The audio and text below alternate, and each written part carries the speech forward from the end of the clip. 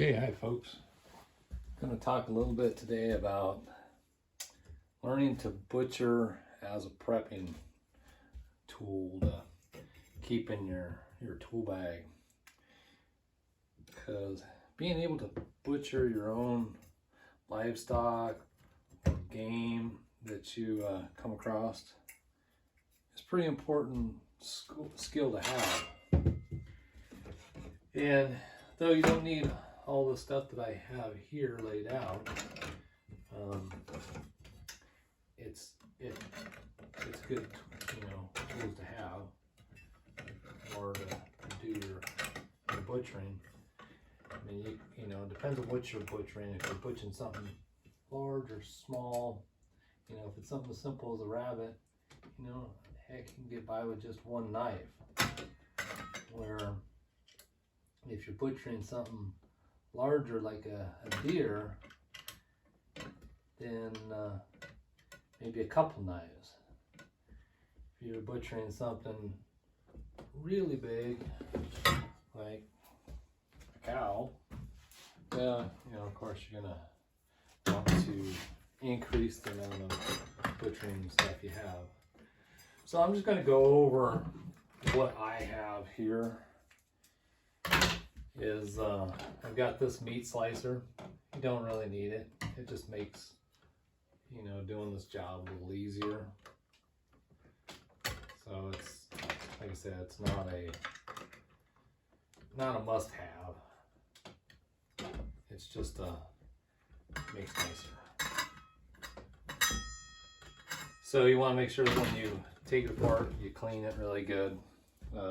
Most people don't think about getting back inside there and cleaning the backside of the blade, but yeah, you want to break it down and clean it. And cleanliness is a very important thing to do when you're dealing with your food products. So what I have here, it's like your general butcher knife that you're going to find in any kitchen, pretty much. Good quality. It doesn't have to be a name brand, just, as far as it's good quality. This one, for slicing through bigger chunks of meat, comes in handy. These right here, so you can see one's a little bit thinner than the other one. This one's thinner. This one's a little thicker. These are good for getting in there, separating those bones. If you watch my previous video, I talk about that. Sometimes, especially like around rib cage and stuff like that, separating those, a thinner knife comes in more handy because you can get into those knuckles a little bit easier than a stiffer knife. And of course, cutting bigger chunks of meat, you don't need a kukuri. This is just a personal preference, but it comes in handy on a lot of stuff. And this knife blade is another one of my personal preferences. It's kind of more like the katana type tip there, like on a samurai sword. But what I found that this one actually does just as good, if not better, than a knife with a nice long sweeping blade for getting in there and skinning. So, skinning the cow, this worked great. I really like it. Chopping through bones. Okay, well, you can see the little nicks right there, and then there's a big one there. That one happened as a friend of mine. He lost it, probably the blood on the handle fell out of his hand. Luckily, nobody was behind him, and it went flying and hit the cement. This right here, I think, is just probably inferior Chinese steel, just chipped off right there, trying to cut through the bone. Personally, cutting through those bones, I like the Sawzall. Does a much better job. The bone fragments that come out of it, they're just like powder almost. They're really, really small, versus when you chop with one of these, you're going to get bigger bone fragments. And like if you heard my video about the Chinese and chopping chickens and just the bone fragments from those chicken legs and stuff can be dangerous biting into them. So the sawzall, definitely, I like it. Perfect tool for the job here for bigger animals like cows and getting through those bigger, thicker joints. Now, as far as knife sharpeners, this knife sharpener, I really like it. It's simple. You know, you start off there to cut the edge on it to, you know, like if your knife's really out of whack, you're going to use that one. Go to the next step, and then the last one that's going to polish the blade pretty much, give it a nice finish. Now, for real quick wise, while you're going along, say your knife gets dull, then you're just going to use this thing, and it's going to, you know, where the blade gets kind of rounded over, it's going to bring that edge back. Now, what's kind of important, you know, you want to keep your same angle on it as you're coming down, because if you start changing that, then you start putting a roll on your blade, and then you have to go back to this one or a grinding stone and try to get that same taper in it. So that's just, you know, this one, it's kind of, you know, you got to get used to it a little bit. Make sure you get that same tapered angle and not change it.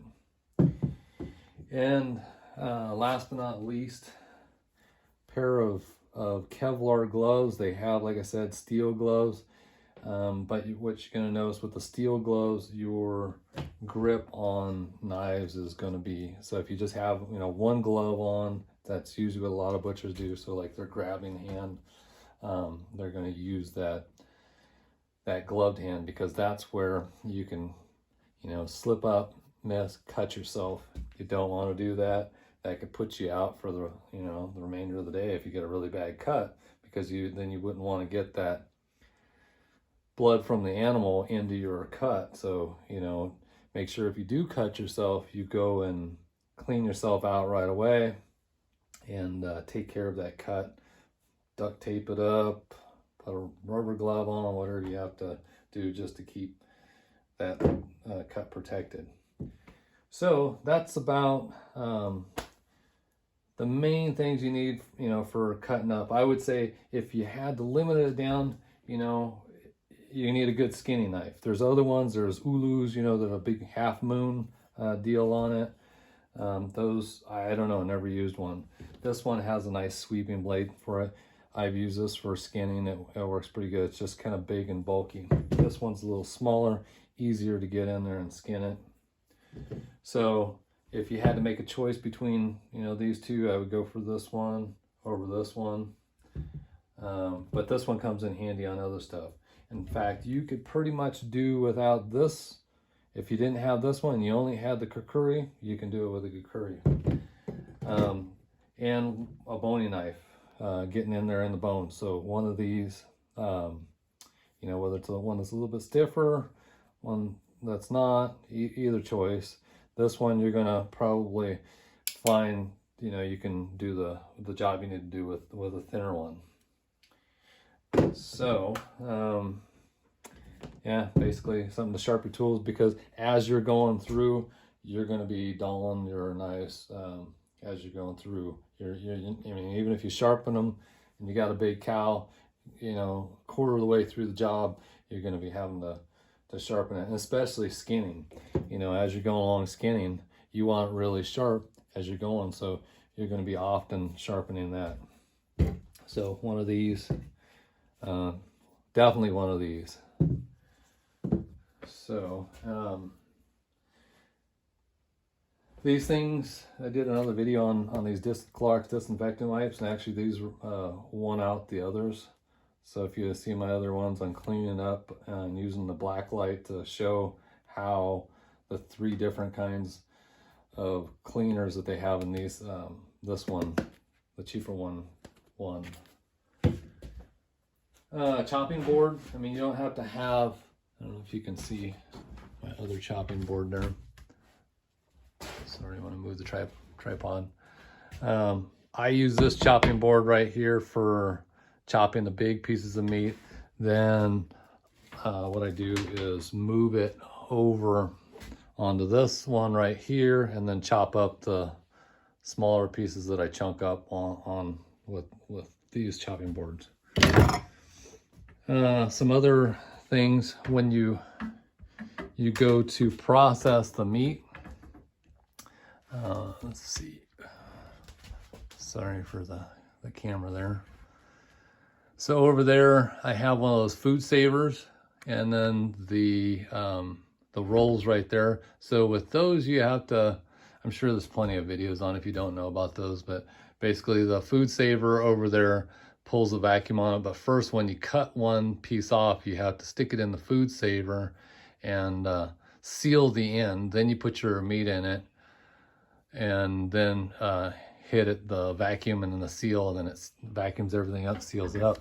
And I will pull you out an example.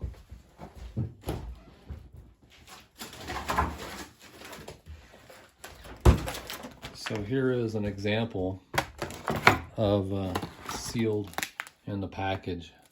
So there's a steak, and then you just use the marker and mark what it is. So it's this one's a shoulder steak.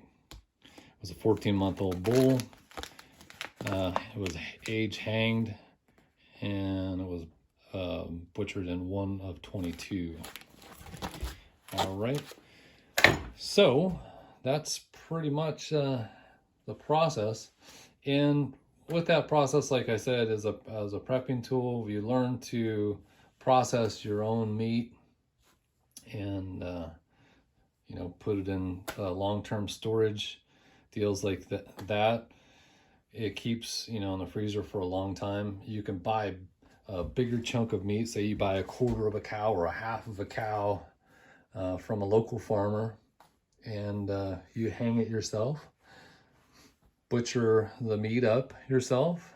You're going to save a lot of money versus going to the grocery store and buying steaks. I mean, I don't even know what, you know, lately it's the price just keeps going up. You know, the price of a steak is just astronomical. Last time I looked, I was like, you know, I had sticker shock.